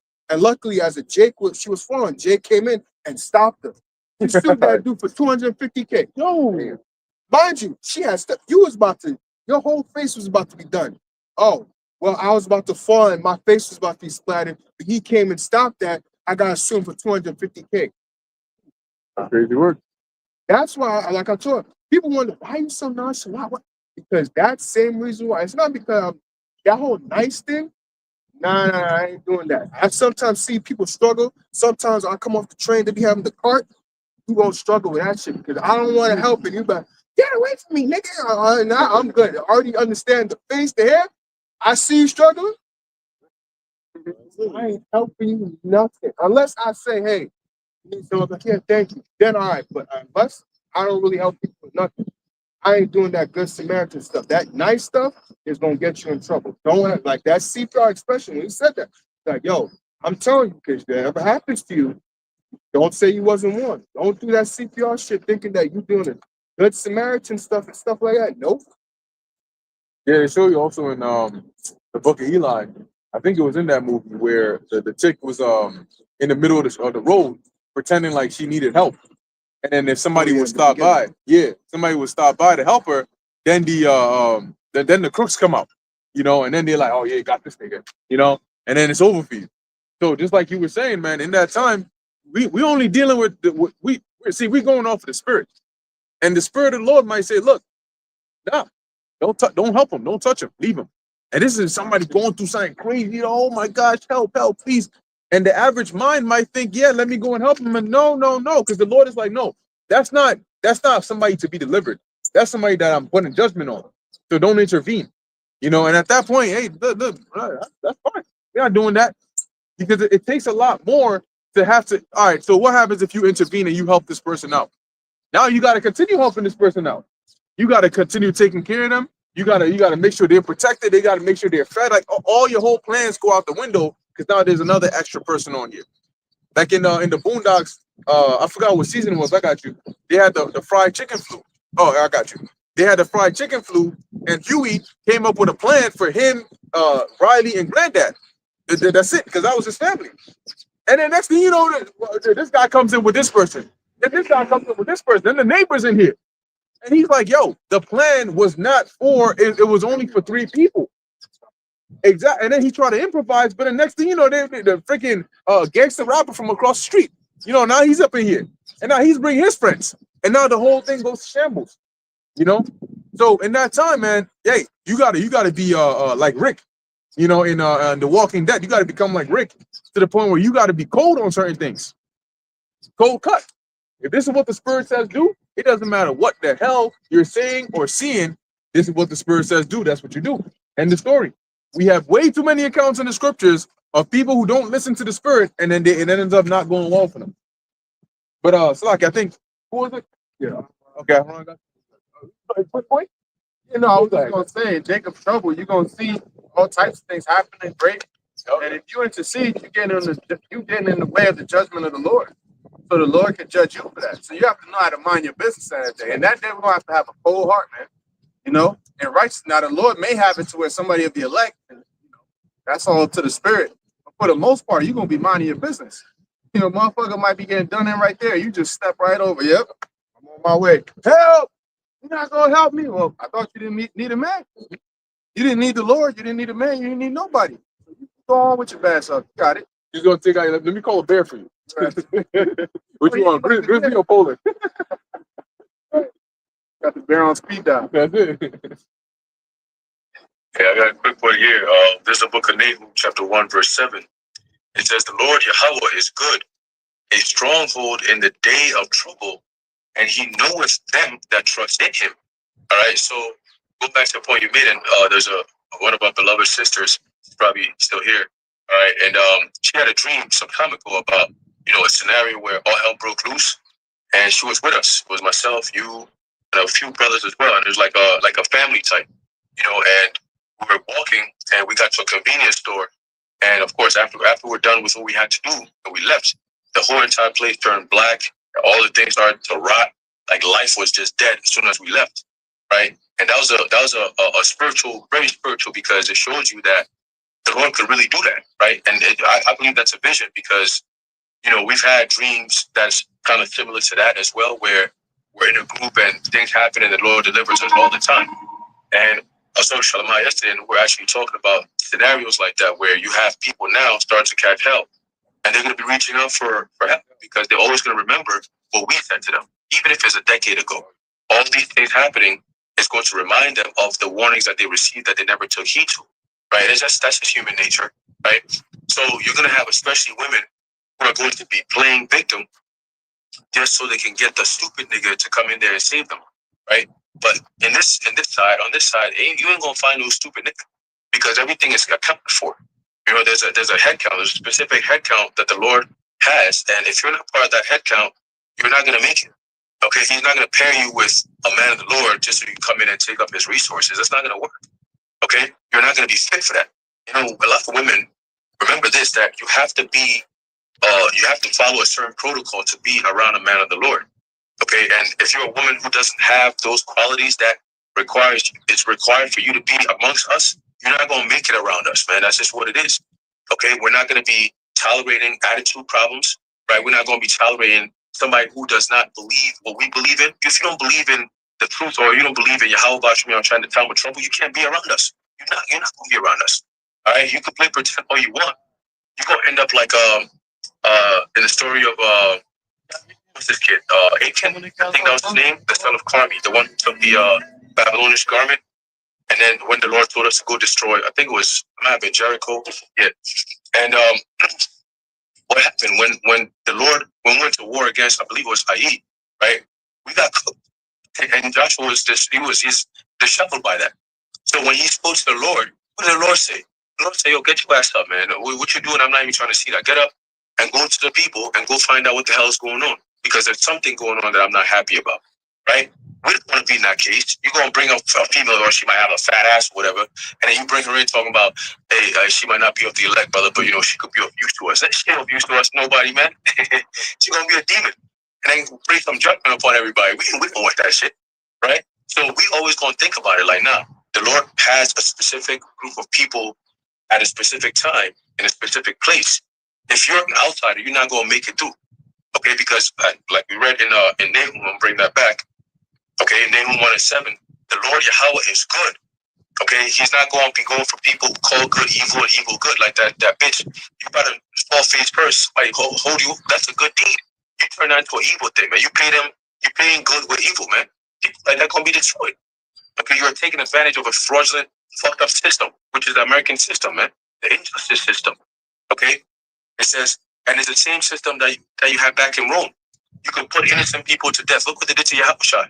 If it was a righteous system, Yahushua would have never been put to death, man. All right? It says here, the Lord is good, a stronghold in the day of trouble. And we're entering into a time of trouble. And he knows them that trust in him. All right? So the trust in the Lord is not something that's going to happen overnight. Like you see all hell break loose, all of a sudden you trust in the Lord. Nah, it's something that's been building over time through faith. Okay? All the way in the time where it was good, to the time where it's about to get real evil, you've been building up your faith in the Lord. You've been building up your faith, so now he's very familiar with you.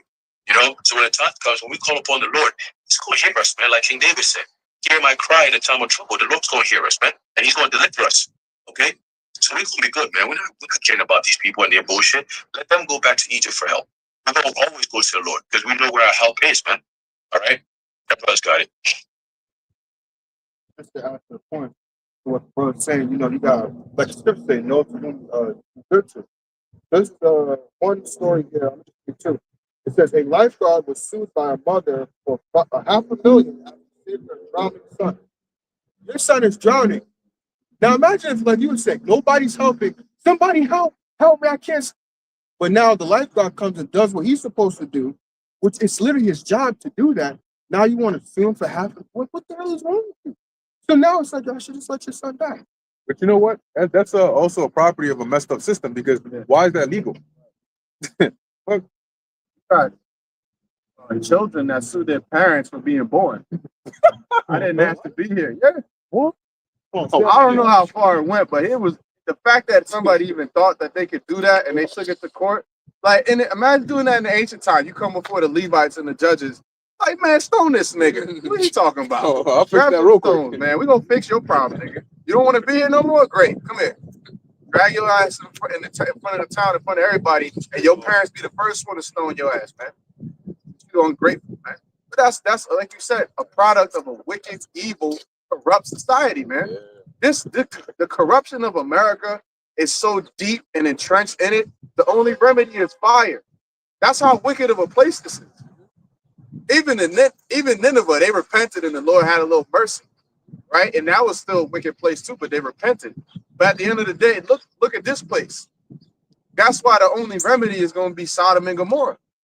To the deepest hell. That means below the earth is going to be, on fire and melted, man. To the deepest part, man. To the peak of the mountain, to the bottom. It's going to be burnt. There's another part here. It says, while Good Samaritan laws generally protect rescuers, cases exist where people have sued or have been sued after a life-saving attempt, often due to alleged injuries caused during the rescue or disputed negligence. It says famous contentious cases include Van Horn versus Watson that took place in 2008, where a woman sued her friend for injuries sustained while being pulled from a wrecked car. The fuck, you? This is your friend, and you sued him from saving you from a wrecked car. So now, mind you, what would the conversation been if he had just left you there? Like, you was gonna leave me in a wrecked car? Oh my God, I can't believe you. What type of friend you are?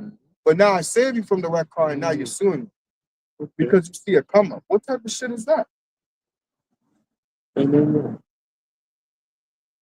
That's all. Yeah, but that's the thing. Like, they literally ruin society, right? It breaks trust, and it makes people. That's why partially people are individualistic now, and at most they'll take out their phone and record.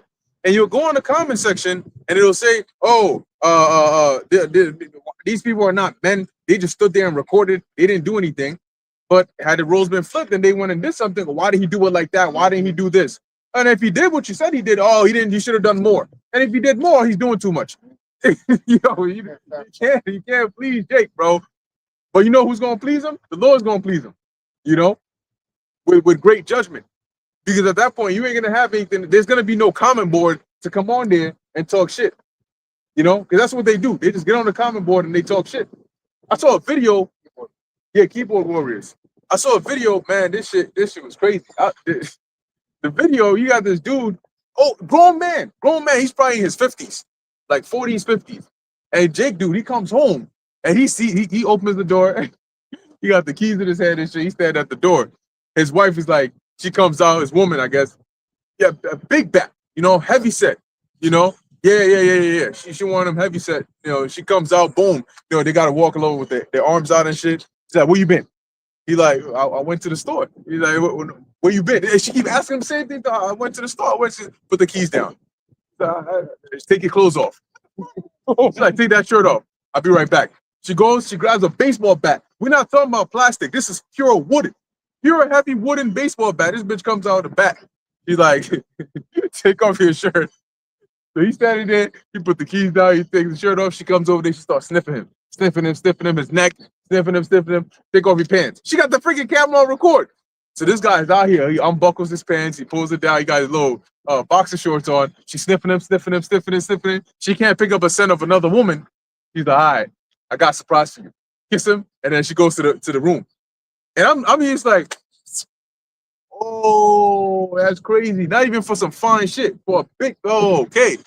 So you have people on the comment board trying to justify saying, he been caught cheating many times. She just taking insurance policies. You know, she's trying to make sure that she's secure with this shit. I'm here like, yo, this is a 40-something-year-old, like this is a grown man standing there, basically like a little kid with his hands all there and shit. I went to the store. I didn't do anything. What is going on here? You know?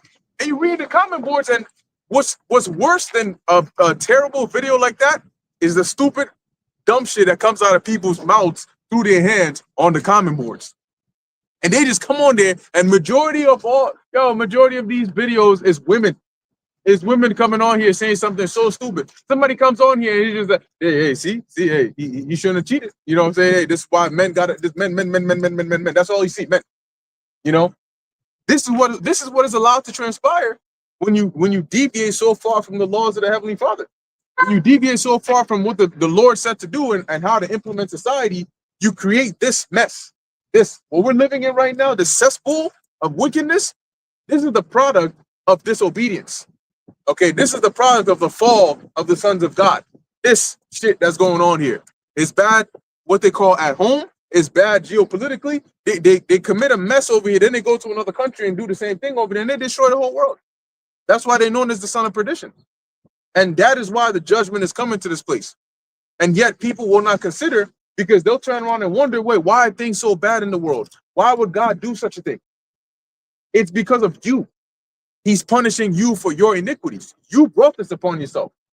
But no, they're not going to stop and say, oh, maybe we need to change our behavior. Of course not. Anyway, you got that in Second Ezra. Yeah, get that. This is the book of Second Ezra, 9:1, and it reads, he answered me then and said, this is the angel Uriel, which was sent to the prophet Ezra, priest. And this is what his response to Ezra was. Go ahead. measure thou the time diligently in itself. So we on high alert because we're measuring the times diligently in itself. we know that we're right around the time when these last prophecies are heavy hitters. These ain't light jabs. No, we're talking about haymakers, you know, overhands, them power hits. That's what these last prophecies are. You know, a nice kick to the liver. That MOTB comes in, bam. That martial law, a nice uppercut to your jaw, bam. You know, now you're looking, you see two or three of the same person at the same time. That's what these last prophecies are. Go ahead. And when thou seest part of the signs pass, So how do we measure the times diligently? Well, we're living in the times now, right? So we're seeing the things that are going on. So one, you need to know what it is that you're trying to measure, and what are you measuring it with? So we know what the scriptures say. We read the scriptures. We see what's going on now. We overlay the scriptures on the real world, and then we get to see, okay, this is where we are. That means this is what's coming next, and that and that and that. Oh, okay, cool. So we can see how we are progressing through that time. Go ahead. which I have told thee before, then thou shalt understand, then shalt thou understand that it is the very same time wherein the highest will begin to visit the world which he made. So the Lord is visiting the world now. We know we're in this very same time when the Lord is visiting the world which he made. That's why we don't got plans for 10, 15, 20 years down the line. Oh, where do you see yourself, 20 years down the line? You want to start a family, you want to settle down somewhere. Maybe we can move to a farm somewhere. There's going to be no farm somewhere on this land. There's going to be desert. It's going to be destroyed. And they keep asking, where do you see yourself? We don't see ourselves here in 10 to 15 years. Okay? You don't see why are you even asking a question like that? Like that's the first thing that comes to mind. Like, don't you see what's going on? Why are you even asking a question like that? So go ahead. Therefore, when there shall be seen earthquakes and uproars of the people in the world, Are we not seeing uproars of the people in the world? We're seeing uproars of the people everywhere. Yahushua mentioned the love of many, because iniquity shall abound, the love of many shall wax cold. The love of many is waxing very cold right now, and we're literally we're in the time of anarchy. Okay, a time without rule. Go ahead. then shalt thou well understand that the Most High spake of those things from the days that were before thee. So the Lord gave the word, and then it was scribed down, right? So the Lord orchestrated events, they were written down. He gave the prophets visions, they were written down. He gave instructions, they were written down. So that's why when we see these things happening, immediately what comes to mind, you don't even have to try to think about it. Immediately it will come to your mind. When you start hearing things about, this whole Iran war, immediately the scriptures are popping into your head. Oh, that's Ezekiel this. Oh, that's Jeremiah, Isaiah. Oh, this, so on and so forth. Because we well understand that this is the time wherein the Lord spake because of the signs. We've seen part of those signs. So we know, okay, this is the time we're in. Go ahead. So we quite literally know the future. And that keeps us stable because we know the future, but we also know what to do. Go ahead. Even from the beginning. Now, one thing I will say is, knowing is good, but believing is better. Okay. So you got to know, but you got to believe these things. Because now we're coming to the point where your actual life decision is going to be based on these things. Some things it's easy to speak about before it gets close. But when it gets close, you get to the point where you're like, yo, damn, I'm really about to do this right now. Yeah, you are. And you better be. You get to the point where, it's one thing to talk about, hey, if I gotta die for Yahushua, then so be it, until you actually there and you see the guillotine and that shit got like dried up blood on it. You like, oh shit. This is my first time seeing this in person, and now you whether it's walking up the stairs, whatever it is that it is, you seeing that shit. And in times like that, each second feels like a freaking hour, where you're just like, yo, your heart is beating and you're looking at that thing right in front of you. And you just like, whether they got your hands tied or whatever, you just like, you got to take step after step after step. And you're just getting closer and closer. You're seeing it. And time is moving forward, Might kick you in your knees and then boom, now you're literally in position to have your head chopped off. And now you're at a point where you're like, yo, literally any second now, this shit about to happen. Like, this is real. I feel the freaking coldness of this damn blade. You know what I mean? Like, I hear this shit. You know that they actually have right now the government has something known as digital guillotines, where they've had it for years, but you don't need an actual person to man it. As soon as you get there, if you don't have the him before you get to that point, they're gonna ask you, "This is your last chance. You know, this is the last offered cup. Like you take it, you good. If not, you know where you're going." And once you get to that point, it's almost like being sentenced to a death penalty. That's literally what it is, a death penalty. But instead of the lethal injections that they'll give you, or the death squad, the firing squad, they'll just put you in a guillotine, and it's going to be happening to millions of people. Okay, they have it on the docket right now. There's a lot of military bases around the country that has guillotines ready to go. There was one base that had over 30,000 guillotines that's right just sitting there. I'm like, damn, what the fuck? Like, is that gonna be like the main killing base, like the slaughterhouse or some shit? You know? But they have that. They have that. They have it ready to go, man. So prophecy is ready to be fulfilled. Revelation, the 20th chapter, tells you about the men that would be beheaded, all right, for the name of the Lord. So we know it's gonna happen, right? But also remember that this is not the first time that's happened. The Apostle Paul got his head chopped off, right? John the Baptist got his head chopped off, right? So it's nothing new. I believe Apostle James, he also got his head chopped off, right? If I'm not mistaken. So it's a thing that's happened in the past to men of the Lord, powerful men of the Lord, and some of those men are back here again, right? They might or may not face the same fate. Who knows? But we know it's appointed for certain men to go through it as martyrs. Okay, you're not gonna die just a wasteful death. No, you're not gonna die as one of the sinners. You're gonna be dying as a martyr. Okay, and that's a badge of honor, if you ask me. It's not easy, but it's one of the greatest ways to thank the Lord for His sacrifice that He did for you. Lord, I'm willing to sacrifice my life like that. You know, that's a different type of bravery. But Lord willing, hey, if we one of those men that have to deal with it, it's to the glory of the Lord. You know what I'm saying? Yeah, brother's got it. Yeah, just like the brother said, and it's really about what's going on in your mind at that point in time, right? Like Stephen was getting stoned. Getting stoned is not it's not fun. All right, it's like the ancient world of firing squad. It's not fun.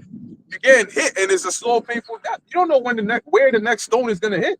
These people are freaking hurling that shit, But he didn't even feel the pain because of where his mind was, So in that time, you either gonna look at it in the carnal sense, and when you look at it in the carnal sense, you're gonna start backsliding. If you ever seen like an actual animal backsliding, it's like when you let's say you got the rope on his neck and you're trying to pull it forward, and then it plants both, feet, and then it's like dragging, like it doesn't want to go forward, and it's trying to like step back, But usually when you drag it, it's sliding forward, but it's trying to go backward. That's what these animals do. But you don't want to be like that, because what happens is you're going, and now you're having the ultimate battle of fear and faith. And if fear starts to win, your steps start to slow down a bit. And then you start to rethink shit. Then the demon's like, yeah, got something. You know what I'm saying? It's like jujitsu. Like you the second you give a little, I got the hand. Oh, it's over. This ain't going in the armbar. Quick. That's what them demons are trying to do to you. So they're gonna get up in there, they're gonna be like, look, yo, it's not just you. You know what I'm saying? You leaving your 2-year-old daughter behind. You know what I'm saying? You're leaving your wife behind. Who's gonna protect them? Look at this dangerous world. You don't even know where they are right now.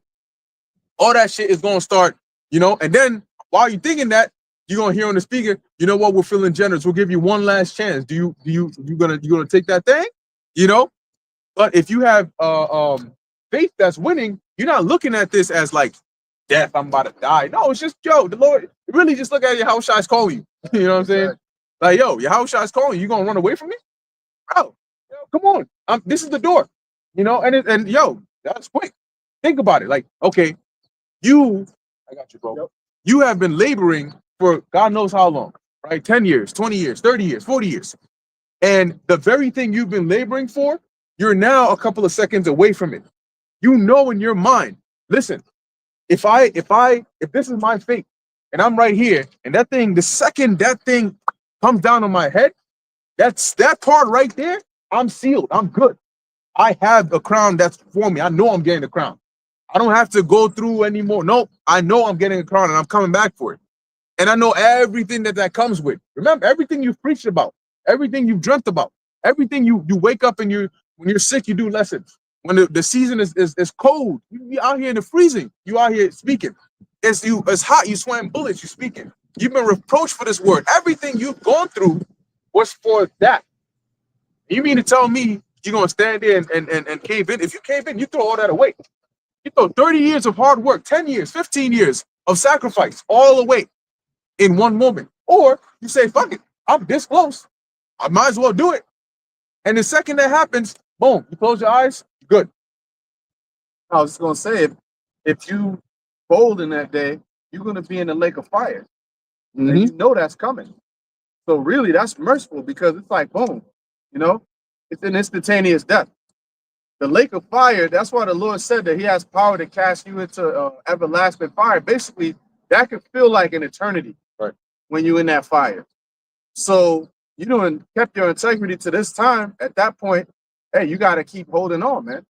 And having the faith and the belief, you know that if you don't, you're going to get burned in the missiles anyways. So you might as well take the fast track to the chariot. That's all it is. It's a fast track to the chariot. And then from that, you good.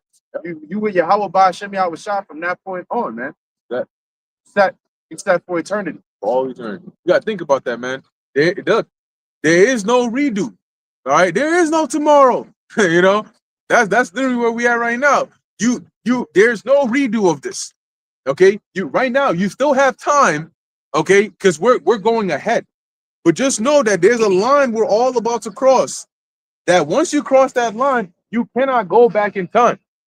You may have done something real embarrassing in high school. You may have fumbled this 10 out of 10 baddie that you could have been with right now. And you think about that from time to time, like, damn, yo, if I could go back, man, I change that. But that's okay. You can meet an 11 out of 10 baddie, and then be like, damn, she's even better. I'm okay now. It doesn't work that way in the kingdom.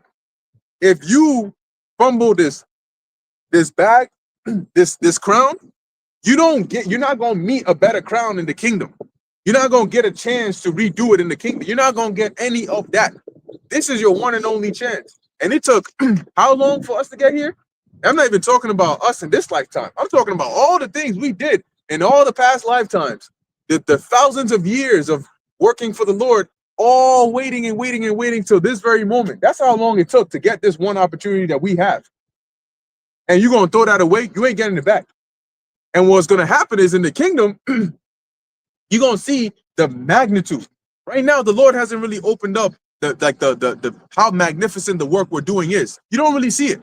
It looks like it, but you don't really see it.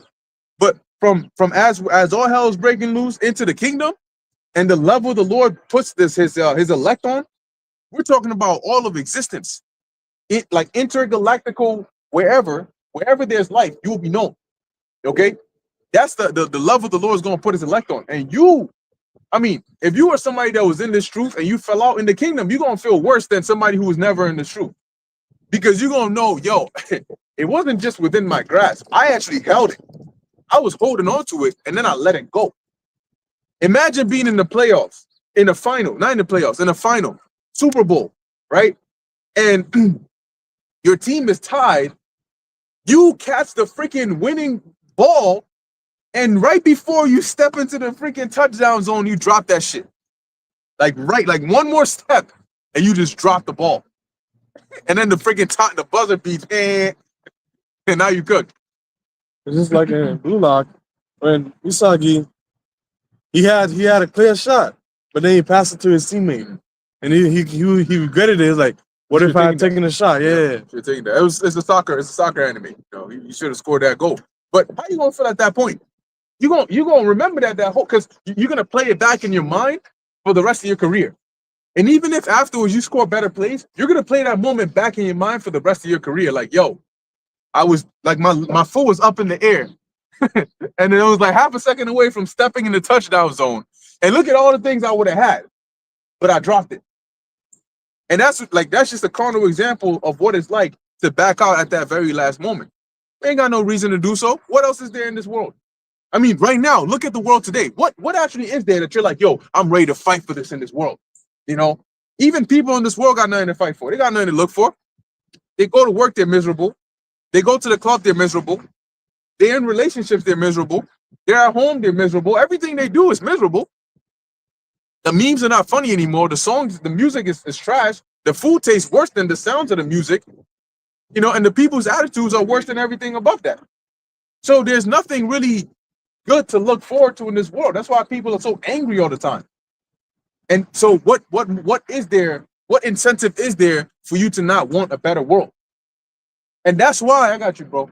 And that's why when we see these signs, you know, they're talking about doing this, the economy's collapsing. It's not because we want to live in a world where the economy is terrible and we're all suffering. Nobody wants that. But we're just tired of a wicked society that is oppressive, it drains you just by waking up every day, you feel drained. You know, we're tired of that. And this is the change that takes that away. So that's why we're excited for that.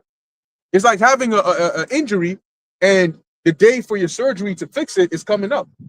You're not excited about the surgery itself. You're excited about feeling better afterwards. You know, and that's what it is. That's what we're looking forward to. Righteous take rulership in the world rejoice. Right now, the wicked is in rule and we want it. That's why everything seems so miserable. But we looking forward to that future event when the righteous is in rulership.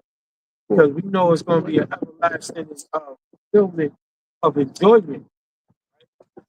So right now, everything that you do, like the brother said, is misery, right? Whether you home, relationship, job, even vacation, you got to worry about terrorists. So it ain't nothing that you can get out of that's going to get some type of fulfillment of joy. Even though you try hard to look. But right now, you know, we coming into the point of the system being over. We're looking forward to the righteous ruling so we can rejoice properly. Yep. Yeah, I just saw something here. Well, two things actually. First one is it says Trump threatens to send ICE agents to U.S. airports to serve as TSA agents amid the DHS funding lapse. First off, they're gonna be there looking for reasons to take your ass and freaking put you in an ICE camp or deport your ass. And the airport is a worse place for everybody. Gonna be like, I ain't traveling, I ain't going nowhere at this point. But you know what? That's what they wanted from the jump. That's a funny trick to bring in that biometric visa entry exit system because now they'll be there to enforce it. It's very funny, but we're watching. Go ahead, bro. You got it. Yeah, exactly. That's what I'm saying. Like, you're not gonna be able to do that with regular TSA agents. So it's interesting that he's saying that. Now, the next thing here says Iran could have capability to strike London, Paris, or Berlin per Daily Mail. So Israel just said that they're going to intensify attacks on Iran. Now, that's why the scriptures say they're going to come in raging in wrath like a wild boar. We're watching, but, you know, raging to what extent? Are you going to freaking blow up the what do they call that thing in Paris? The Eiffel Tower? Yeah. Are you going to, drop? Because they said parks, recreational centers, tourist areas are not going to be safe anywhere worldwide for their enemies. So imagine that. Boom. The hell happened over there? They said Iran shot missiles over there into London. What the fuck? You know, it's going to be crazy. But you go ahead with that. This is Second Ezra's. Is that 7 or 9?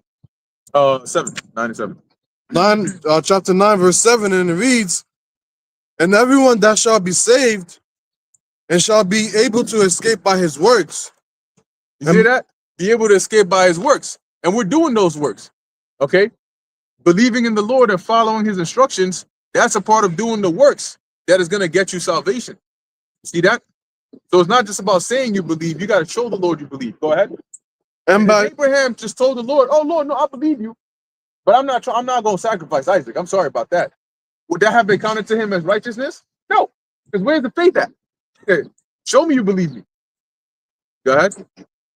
And by faith, whereby ye have believed, shall be preserved from the impending perils, and shall see my salvation in my land. So how are you going to be preserved? By your faith in the Lord. See that? So it's important to have faith. Go ahead. And within my borders, for I have sanctified myself from this world. Then shall they be in pitiful case who have abused my ways. Yeah, you got a lot of people that have abused the ways of the Lord. How do they do it? By mocking the Lord, not following his instructions. He gives you things that are used for righteousness. You turn it into wickedness. Guess what? Judgment is going to come for you. All right? And they who have despised and rejected them shall lie in torment. And that's what's getting ready to happen to a lot of people. And it's going to be, you brought it upon yourself. And You're gonna, you know what they're gonna, it's gonna be just like that SpongeBob episode, man. Because you know why Squidward ain't get no food from the clan? Because he was making fun of it in the beginning. He said, "Are you gonna listen to a freaking conch shell or whatever they call that? You know, what the hell is that gonna do with you? You know that thing?" And then he was making fun of it. That stupid laughter he does with his nose and shit. That's what he was doing. So eventually, when the food came, what happened? Hey, can I have a sip? Nope. Can I? Nope. Nope. Nope. You ain't getting shit. That's what we're gonna realize. They're gonna realize, oh, the same God that Hebrew Israelites was talking about, that's who's keeping them good. You see them Hebrew, yo, they good, bro. Like, yo, I saw one last week, you know, and he looking good. Like, we all starving out here, and he's fine. So now you go, yo, you think I could get it? No, I'm sorry, man. You can't get shit. I ain't sorry. You can't get shit. It's the same God that you mock. You're gonna realize that is your salvation. But wait, how do you come back to that God now? You don't. He's coming to you, but he's not coming with deliverance. So he got something for you. Go ahead. Your son, for such as have not acknowledged me and have received benefits in life and loathed my law while they were yet free to repent. Right now, you're still free to repent because the judgment hasn't come yet. So you still have the ability to say, okay, you know what? You're right. You're right. A lot of things are going on in the world, and you know what? You're right. I am doing a lot of wicked shit. And I gotta stop. I'm afraid of what's about to happen. So what is it I have to do to serve the Lord so that I can be delivered? It's not really hard. We're not saying you gotta go freaking bring us your 401k. Just change the wickedness that you're doing. It's gonna benefit you. Plus, it doesn't hurt. You know, it doesn't hurt to at least be good with the Lord. So when shit hits the fan, you got at least something, you know. But it says what? They had a place of repentance. They said, no, I don't want to hear about that. No, I'm all right. Go ahead. And time for repentance was still open to them, and yet recognized it not. Yeah, But that door is closing quick. Very, very, very quick. It's closing very quickly. And it's going to be completely shut when you start calling to the Lord and nothing but bad things is happening to you. You're going to realize you can't repent at that point. Not even the mercy of Manasseh is going to save you in that time. Go ahead. but despised it. The same must after death recognize it in torment. Yeah, and in the KJV, it says the same must know it after death by pain. So you're going to realize it, but it's going to be through pain and suffering. That was it on that, you know? And that's the times that we're coming into. So stay on high alert, you know, because they're getting ready to do something and they're escalating this thing. But it's really the Heavenly Father that's escalating it behind the scenes. He's letting us know, look, I'm closing the show. You know, when the movie's about to end, the little background music starts getting a little louder and louder and louder. And then eventually, boom, that's it. That's where we at right now. The movie's about to end. And these final prophecies, man, don't think that it's going to take forever. No. We're talking about high impact, high speed, high, you know, intense delivery in a short period of time. That's what's about to happen. Guys, got anything else for it? Go ahead. That's why it says that they shall not escape. You got it. That's it. Be remain circumspect. Keep doing what you're doing. That's it. That's right. Beautiful. So yeah, with that, we're gonna end it here. Lord willing, that was edifying to the elect. Closing, we want to give all praises, honor, and glory to Yahweh, Bahasham, Yahweh Shai, Bahasham, Rakak Wadash. Until next time, Shalom.